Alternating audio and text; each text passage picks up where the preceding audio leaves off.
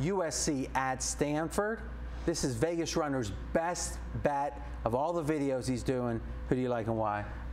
I really like Stanford in this spot. The odds makers totally got it wrong, and the professional bettors let them know it immediately. I was doing the Sunday night show with Scott on First Preview, and I gave out Stanford that night at +10. This line's down to what, 7.5 right now? And I still think there's eight, even better. There's still value at Stanford, and more importantly, the line's going to start to climb back up because the bettors haven't spoken, and they're going to be all over USC. 1 point at a time.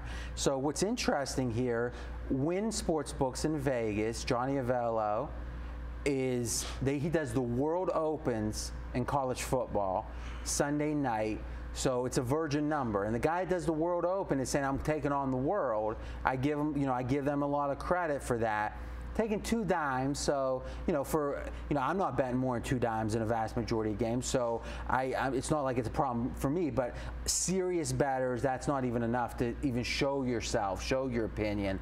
But the game opened 6.5 at Wynn, and like you said, from the open Sunday late afternoon here in Vegas to the 11 o'clock First Preview radio show, it went from 6.5 to 10. And now it's been bet back. So in a way, when Avello got it wrong way too low, got bet up, and then it probably got bet up too much. And I gave my true line that night. I made USC -7, and I thought I was giving them a little more credit than they really deserved based on what we saw. I was giving them credit for what we see on paper. But let's get to the reason why. Besides the fact that you're going to get value on Stanford this season because Andrew Luck is now in the NFL. But let's not forget, Stanford's produced some great quarterbacks. And this kid that stepped in for him, Nunez, they're really high on him.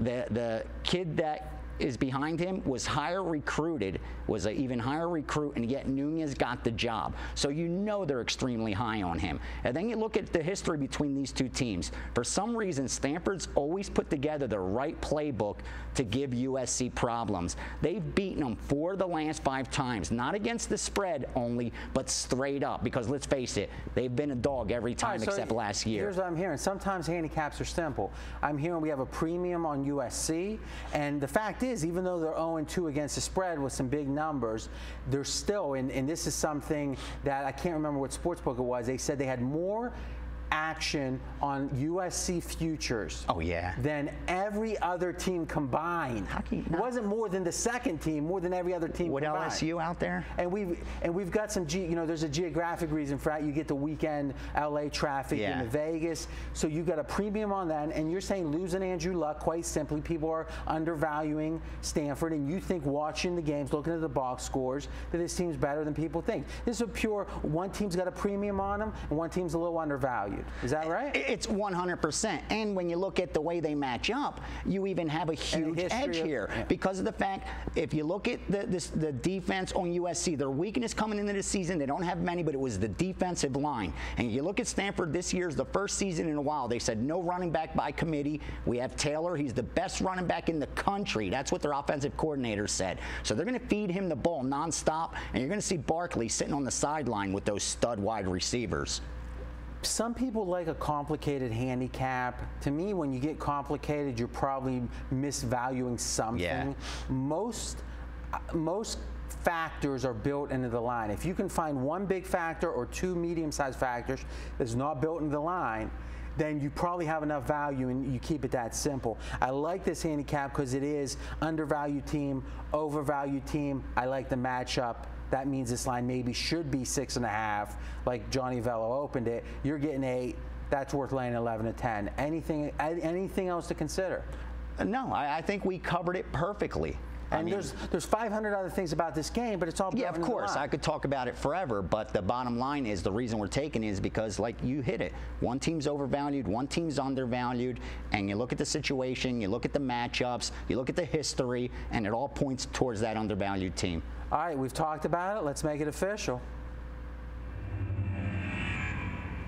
USC at Stanford.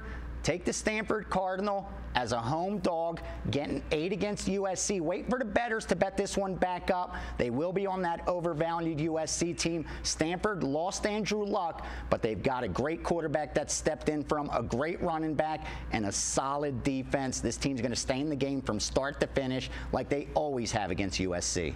Okay, so one of the things you do on the radio show we mentioned, First Preview, and you can get those on pregame.com also the next morning, is you predict line moves. Do you see this one drifting up?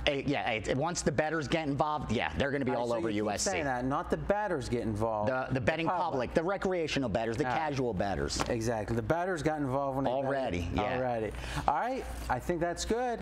Guys, you can get all of our videos. Remember, that was viewers' best bet, best video bet. Jets won last week. There you go. You can get all of our videos, pregame.tv.